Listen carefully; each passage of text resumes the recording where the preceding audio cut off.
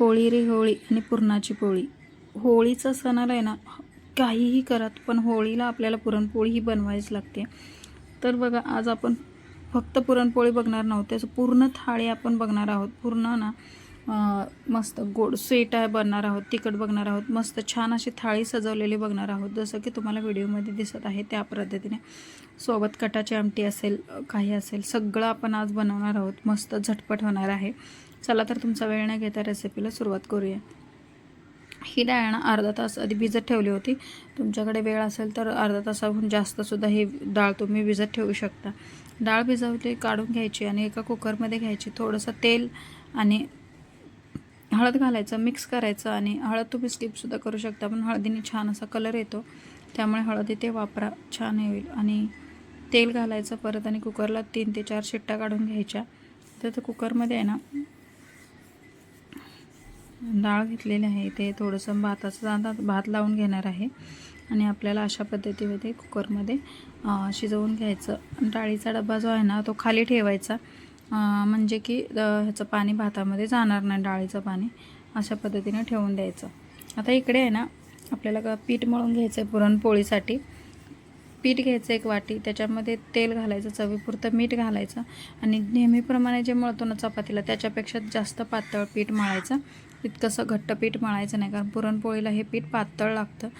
थोडंसं सगळं आपण हळदसुद्धा घातलेली आहे, ते कलर छान येतो हळदीने, मग अशी सांगितल्याप्रमाणे. आणि थोडं थोडं पाणी करून असं पीठ सगळं चोळून घ्यायचं आणि थोडं थोडं पाणी घालून पीठ व्यवस्थित असा गोळा ह्याचा तयार करून घ्यायचा. सैलसर असा हा गोळा तयार करून घ्यायचा. हे करत असताना ना आपण पूर्ण थाळीत कांदा विरहत करणार आहे आपण.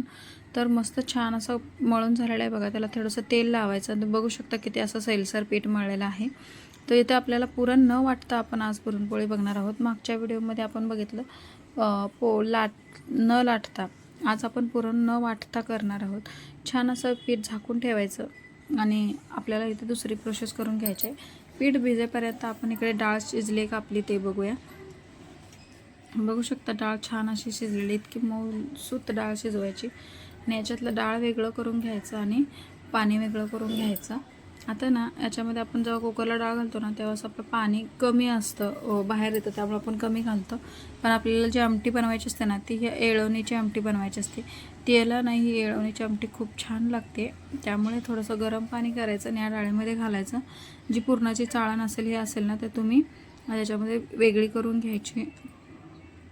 पूर्णपणे पाणी काढून घ्यायचं. बघू शकता जितके तुम्हाला आमटी हवी आहे ना तितके तुम्ही हे पाणी काढून घ्यायचं. आणि थोडीशी 1 चमचाभर डाळ किंवा 1-2 चमचे डाळ आपण काढून ठेवायची, जेणेकरून आपल्या आमटीला ना दाटसरपणा येईल आणि चवसुद्धा लागेल. त्याच कुकरमध्ये आता घेतलेलं आहे डाळ घेतलेलं, त्याच वाटीने गूळसुद्धा घेतलेलं आहे. तुम्ही जितके डाळ तितके गूळ घेऊ शकता किंवा त्याच्या थोडंसं कमी असं घेऊ शकता. जिथं तुम्हाला गोड कमी जास्त तुम्ही करू शकता. आता हे गूळ घालायचं, मिक्स करून घ्यायचं आणि गॅस मिडियम ठेवायचा. सुरुवातीला हे असं पातळ जरी दिसत असेल ना तर थोड्या वेळाने म्हणजे 4 ते 5 मिनटामध्ये हे आपलं घट्टसर दाटसर व्हावं लागतं. बघू शकता तुम्ही छान असं हे दाटसर झालेलं आहे बघा. पुरण बघा तुम्ही किती असं एकजीव झाल्यासारखं दिसतं, जसं की आपण वाटले असं पद्धतीमध्ये हे पुरण आपलं. थोडंसं याच्यामध्ये जायफळ घालायची, वेलची पूड घालायची. तर तुम्हाला बारीक करून आहे ना वेलची पूड, ड्रायफ्रूटसुद्धा तुम्ही ह्याच्यामध्ये घालू शकता. पण जायफळने खूप छान अशी जरा चव येते आणि वेलची पूडसुद्धा ह्याच्यामध्ये ॲड करू शकता. परत एकदा मिक्स करून घ्यायचं. आणि तुम्हाला हा व्हिडिओ कुठेही आवडला असेल ना तर लाईक, शेअर, सबस्क्राईब करायला अजिबात विसरू नका. आता हे आपल्या कुकरमधले आहे ना, आता आपण याच्यामध्ये स्वीट घेणार आहोत. झटपट असं होणारं हे स्वीट आहे, जे की आपण तोंडी वापरतो स्वीट डिशमधून. 2 चमचे भात घेतलेला आहे त्याच्यामधलाच आणि थोडंसं दूध ओतलेलं आहे. आणि इकडे 2 वाटी दूध आपण छान असं उकळायला ठेवलेलं आहे. 3 ते 4 मिनटं दूध आपल्याला असंच मंद आचेवरती उकळायचं आहे. ते त्याच्यामध्ये आपली ही पेस्ट मिक्स करून घ्यायची. खूप छान लागतं चवीला. एकदा ही खीर आहे ना तुम्ही अशी पण करून खाऊ शकता किंवा मुलांनासुद्धा देऊ शकता. मस्त झटपट होणारं हे स्वीट आहे. पटकन जातं आणि टाईमही वेस्ट होत नाही. आणि ज्या दिवशी आपल्याला खूप टाईम नसतो, त्यामुळे तुम्ही अशी पटकन होणारी रेसिपी बनवू शकता. आता याच्यामध्ये 2 ते 3 चमचे साखर घालायचे, जेणेकरून तुम्हाला किती पण. याच्यामध्ये ड्रायफ्रूट्स घालायचे, जे तुमच्या आवडीचे ड्रायफ्रूट्स असतील ना ते तुम्ही ह्याच्यामध्ये पेस्ट करून घालू शकता किंवा असे थोडेसे कट करूनसुद्धा घालू शकता. वेलची पूड घालू शकता आणि जायफळसुद्धा थोडंसं ॲड करू शकता. हे ते छानसं परत एकदा 2 ते 3 मिनटं व्यवस्थित उकळवून घ्यायचं, जेणेकरून ते सगळं मिक्स होईल आणि आपल्याला छान अशी ही खीर तयार होईल. तुम्ही दुसराही गोड पदार्थ बनवू शकता, पण झटपट होणारा हा पदार्थ आहे. थाळीसोबत पटकन होतो. आता आपण आहे ना इथे आमटीचा मसाला बनवून घेणार आहोत. खोबरं घेतलेलं आहे, खोबरं भाजून घेतलेलं आहे, थोडंसं अद्रक घालायचं आहे. हा जो मसाला आहे ना भाजलेला आहे ना, त्याच्यामुळे कढीपत्त्याची पानं आपण फोडणीत पण घालायची, पण अशी जेव्हा घालतो ना त्यावेळेस सगळ्या भाजीमध्ये आणि आपल्या शरीरात मेन जात असतं. कढीपत्ता हा खूप छान असं एक हे आहे की कढीपत्त्याने आपल्या सर्व शरीराला जीवनसत्व मिळतं. आता आपण ती डाळ जी आहे ना तिचीसुद्धा अशीच तुम्ही याची हाताने पेस्ट करू शकता किंवा मिक्सरलासुद्धा थोडंसं फिरवून घेऊ शकता, जेणेकरून ही डाळ आहे ना राहिली नको अशा पद्धतीमध्ये. तर इकडे आहे ना तेल ठेवलेलं आहे, थोडंसं तेल जास्तीचं घ्यायचं. कटाची आमटी आहे आपली ही. जिरे मोहऱ्याची फोडणी द्यायची, छान असं हिंग थोडंसं घालायचं. हिंगाने आहे ना कुठल्याही भाजीला छान चव येते. जे आपण वाटण केलं होतं ना ते वाटण याच्यामध्ये घालायचं पटकन असं. आपण जो फोडणीला घातलेला कढीपत्ता असतो ना तो कढीपत्ता आपण काढून टाकतो. आता तुमच्या घरचं लाल तिखट घालायचं, गरम मसाला घालायचा, जो पण तुमच्याकडे अवेलेबल असेल ना तो तुम्ही ते यूज करू शकता. धडा पावडर घालायची, छान असं मिक्स करून घ्यायचं. तेल सुटेपर्यंत हे मसाले भाजून घ्यायचे. हे मसाले जितके छान भाजते, आधी आपण खोबरं वगैरे भाजलेलं होतं त्याच्यामुळे इतकाही वेळ लागत नाही. जर तुम्ही खोबरं कच्चं वगैरे घेतलं असेल ना तर तुम्ही इथे भाजून घ्यायचं. बघू शकता ती पेस्ट आणि आपली जे आपण आमटीचं पाणी हे करून घेतलं होतं ना ते छान असं इथे घ्यायचं. परत एकदा मिक्सरच्या भांड्यातनं आपण ते मिक्स करून घेतलेलं जे वाटण होतं ना ते वाटण घ्यायचं. बघू शकता छान अशी तरी आहे. थोडीशी भाजी उकळली ना आमटी उकळली ना तर परत त्याला छान अशी तरी येईल मस्त. बघा चवीपुरतं मीठ घालायचं आणि याला वरून कोथिंबीर घालून छान असं एक उकळी काढून घ्यायची. कट आलेला आहे कसा बघा तुम्ही, छान किती मस्त दिसत आहे वरूनच. नक्की चवीला सुद्धा अप्रतिम ही आमटी होते. अशा पद्धतीने झटपट होणारी रेसिपी आहे. वरून मस्त बारीक चिरलेली कोथिंबीर घालायची. झटपट होणारी रेसिपीमध्ये तुम्ही बघू शकता.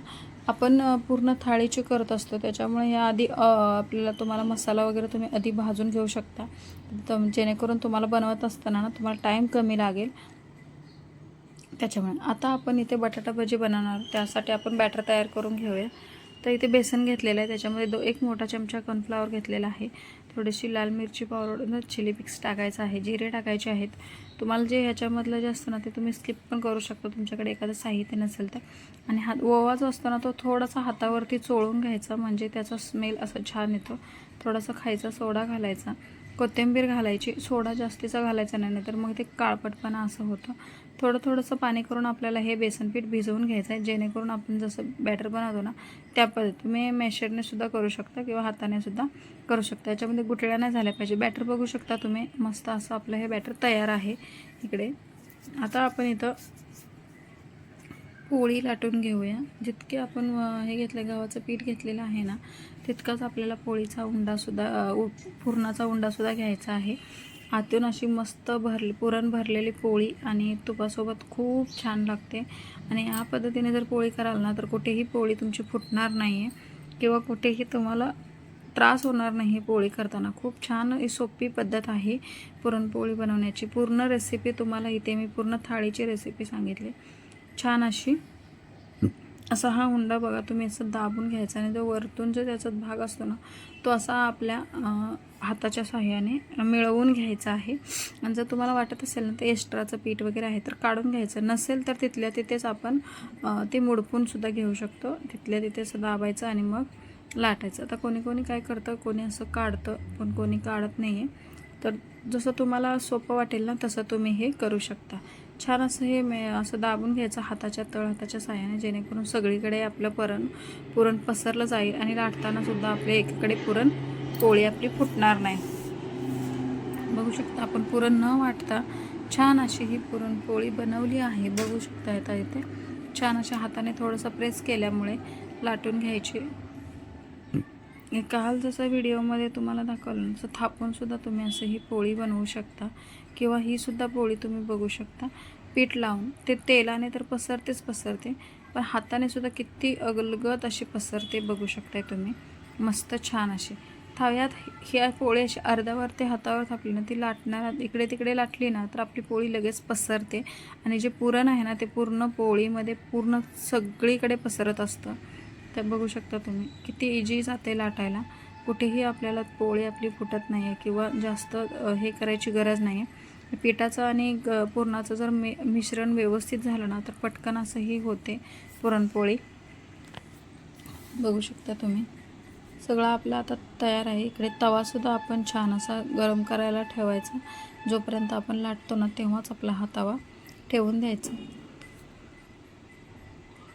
आणि तवा गरम झाला की असं तेल टाकायचं, थोडंसं आधी लावून घ्यायचं आणि मग पोळी आपल्याला त्याच्यावरती टाकायची. हा तव्याला अजिबात पोळी वगैरे चिटकत नाही. तुम्ही बघू शकता पलटी मारायची आणि छान असं ह्याला बघू शकता कलर कसा आलेला आहे आणि हळद टाकल्यामुळे ह्याला कलर किती छान दिसतो बघा. तर ही रेसिपी आहे ना तुम्ही कुठून बघताय कमेंट करून नक्की सांगा आणि म्हणजे मला समजेल की तुम्ही कुठेपर्यंत हे व्हिडिओ पोहोचतात आहे. मस्त छान अशी ही रेसिपी आपली आहे. तर पूर्ण डिशची रेसिपी आहे ना कितक्या कमी वेळामध्ये बनवत असताना आपल्याला आधी पूर्वतयारी फक्त डाळ भिजत घालायची, मसाला करून ठेवायचा. ह्या छोट्या छोट्या टिप्स जर आपण केल्या ना तर आपल्याला पटकन अशी होते. आयत्या वेळी आपण पटकन ही अशी रेसिपी करू शकतो. तूप किंवा तेल लावायचं, छान अशी फुगलेली ही पुरणपोळी आपल्याला दोन्ही बाजूनी छान अशी भाजवून घ्यायची.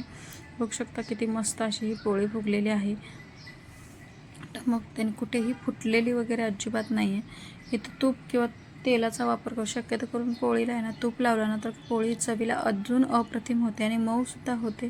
दिवसभर जर ही पोळी ठेवली ना तरी अगदी आत्ताच बनवली की काय असं होते, अशी पोळी ही तयार होते आपली. छान अशी भाजलेली पोळी आपल्याला काढून घ्यायची. आता जे आहे ना आपण बटाट्याचे बारीक असे काप करून घेतले होते. तर बघू शकता तुम्ही इतके पातळ पातळ हे काप करून घ्यायचे आणि ते पाण्यात ठेवायचे जेणेकरून ते काळे वगैरे पडणार नाही आहेत. तेलसुद्धा आपलं छान असं गरम करून घेतले आणि त्या तेलामध्ये बघा कुरडई टाकलेली आहे. तुम्ही कोणतेही पापड खात असाल ते पापड तुम्ही तळू शकता किंवा घरचेसुद्धा पापड ते आहेत. म्हणजे तुम्ही विकतचे पापड असतील ना तर ते सुद्धा तुम्ही छान असे तळून घेऊ शकता. ह्याने एक वेगळीच चव येते ताटाला आणि ताटाची शोभासुद्धा हे पापड कुरडई वाढवतात.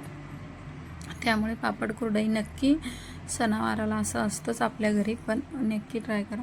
आता तेल सुरुवातीला कडक तापलेलं होतं पण नंतर ज्यावेळेस भजी सोडली ना त्यावेळेस तेल लगेचच गॅस कमी करायचा नाही. लगेच गॅस कमी केला ना तर काय होतं की आपलं भजी आहे ना जास्त तेल पिते आणि मग ते होतं. आता जितके कढईत बसतील ना इतके भजी सोडायचे आहे आणि मग आपल्याला ही भजी छान अशी मंद आचेवरती तळून घ्यायची जेणेकरून कुरकुरीत आणि टम्मा अशी फुगेल अशी ही भजी आपली इथे तयार होते. तुम्हाला जसं व्हिडिओमध्ये दिसतच असेल बघा किती छान अशी भजी तयार आहे. तर ही पूर्ण रेसिपी तुम्हाला कशी वाटली कमेंट करून नक्की सांगा आणि ह्या होळीला तुम्ही ही रेसिपी नक्की ट्राय करा आणि तुम्हाला नक्कीच ही रेसिपी आवडली असणार आहे मला खात्री आहे. तर चला भेटूया आपण अशाच एका नवीन रेसिपीसोबत. तुम्हा सर्वांना होळीच्या खूप खूप शुभेच्छा आणि ही रेसिपी कशी वाटली तुम्ही मला नक्की कमेंटमध्ये सांगायचं आहे. भेटूया आपण अशाच एका नवीन रेसिपीसोबत. तोपर्यंत स्वस्त खा, मस्त राहा. Bye bye.